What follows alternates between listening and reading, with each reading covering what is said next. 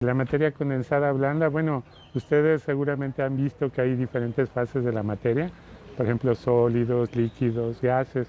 Un ejemplo, digamos, un tanto diferente, pero haciendo una analogía, es que cuando tenemos partículas en suspensión, si tenemos poquitas partículas que están ahí dispersas, podríamos representarla como un gas o como un vapor. Si nosotros incrementamos la cantidad de partículas, podemos ver transiciones de fase, por ejemplo, que van a ocurrir dentro de esta suspensión. Entonces, la característica principal de la materia condensada blanda es que estas transiciones de fase, estos cambios de fase que ocurren dentro de estas suspensiones, por ejemplo, van a estar conducidos por efectos entrópicos.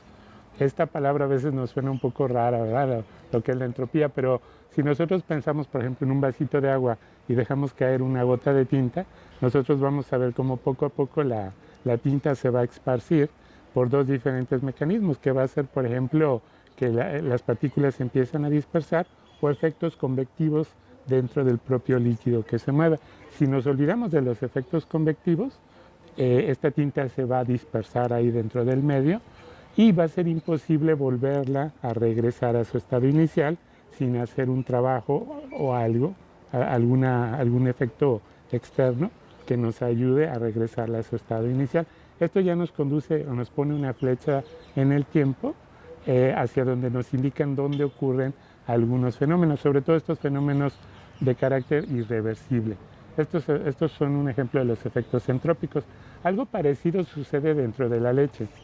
En la leche nosotros, por ejemplo, podemos ver que es blanca, ¿verdad? Nos dispersa todas las longitudes de onda y entonces de ahí su característica.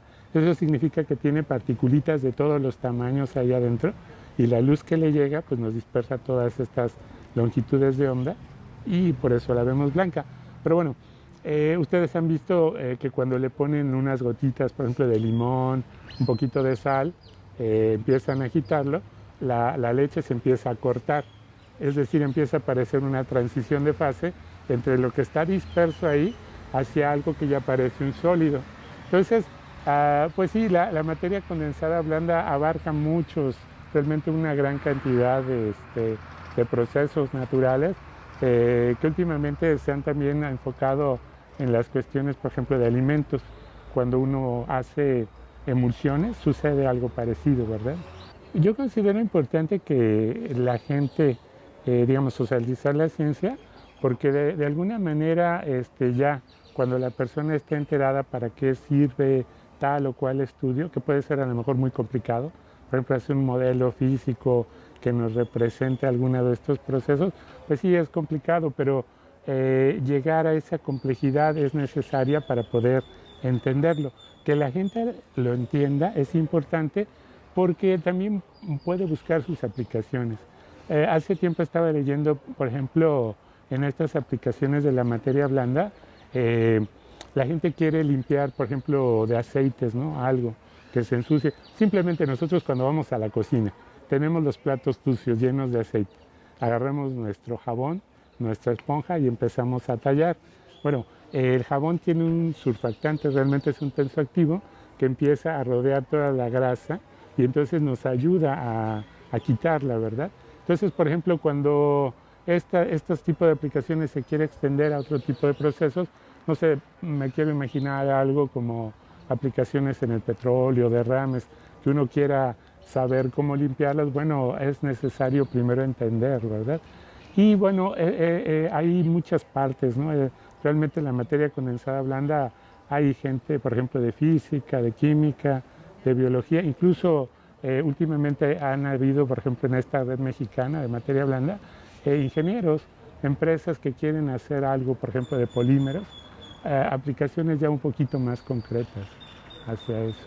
Últimamente también he visto que hay aplicaciones biológicas, por ejemplo, los virus o las bacterias que se mueven dentro del agua, también siguen ciertos mecanismos que se pueden estudiar mediante estas técnicas. Abarca desde materia granular, este tipo de alimentos, emulsiones.